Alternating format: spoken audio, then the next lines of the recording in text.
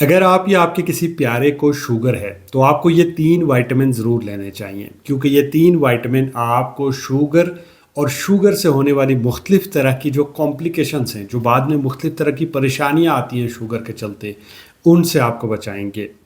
ہم اکثر یہ سنتے ہیں کہ فلاں شخص کو شوگر تھی، اس کی رپورٹس بالکل نارمل تھی، وہ دوائیاں بھی ٹائم پہ لے رہا تھا، لیکن پھر اچانک سے اسے ہارٹ اٹیک ہو گیا، اس کے دل کی شریانیں بند ہو گئی، اسے فالج ہو گیا، گردے فیل ہو گئے، نظر چلی گئی، یا پھر اس کے پاؤں کے اندر ایک ایسا زخم بن گیا جو ٹھیک ہی نہیں ہوا، اور ایٹ دی اینڈ اسے اپنا پاؤں کٹوانا پڑا، یا پاؤں کی کوئی ایک انگلی کٹوانی پڑی، یا پھر اسے اپنی ٹانگ کٹوانی پڑی۔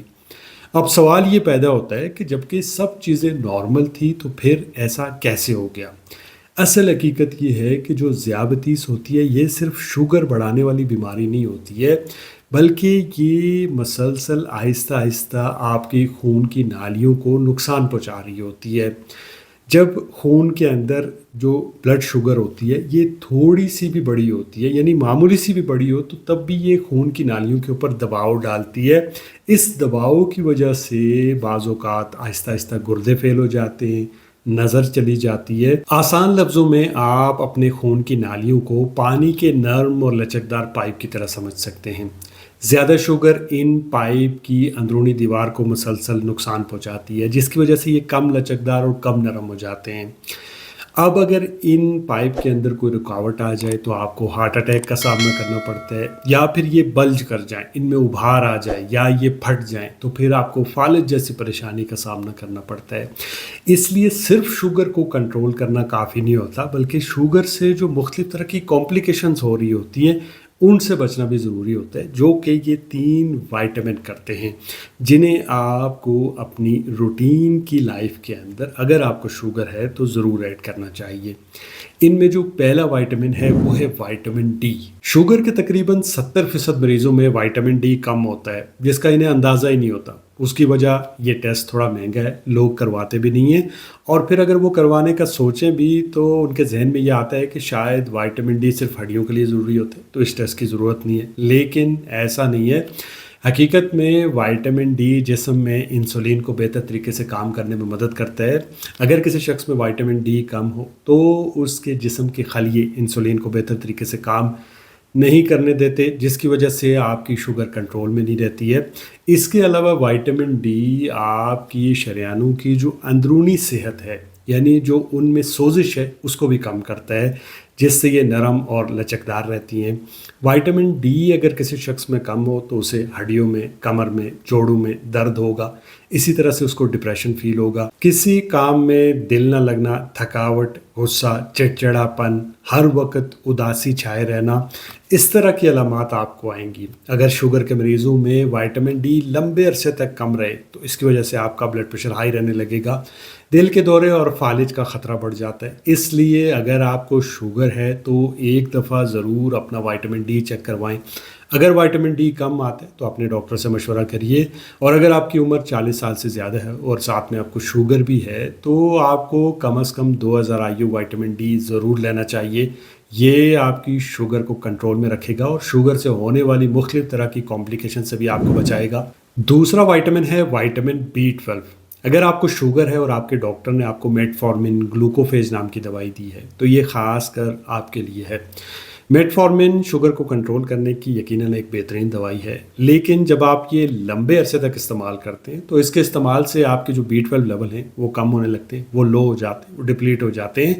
اکثر لوگوں کو اس کا اندازہ بھی نہیں ہوتا، اسی لیے جب بھی آپ کسی بھی ڈاکٹر کے پاس جاتے ہیں اور آپ شوگر کی دوائی لیتے ہیں تو ساتھ میں وہ یا تو کوئی آپ کو ملٹی وائٹامن دیتا ہے، یا پھر وہ آپ کو وائٹامن B12 یا نیروبیان کی گولیاں دیتا ہے، جنہیں اکثر لوگ لیتے ہی نہیں ہے کہ ان کی ضرورت ہی نہیں ہے، حالانکہ یہی آپ کو شوگر اور شوگر سے ہونے والی مختلف طرح کی کمپلیکیشن سے بچاتے ہیں، یہ ضروری ہوتے ہیں۔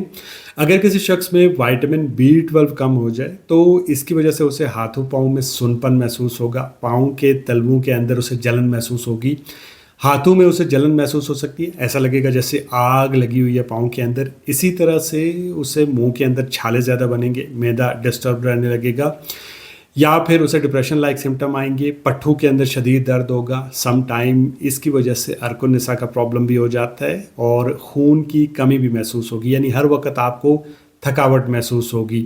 یہ تمام جو علامات ہیں یہ وائٹامن B12 کی ہوتی ہیں، لیکن اکثر لوگ اسے شوگر کے ساتھ ریلیٹ کرتے ہیں اور نظر انداز کر دیتے ہیں۔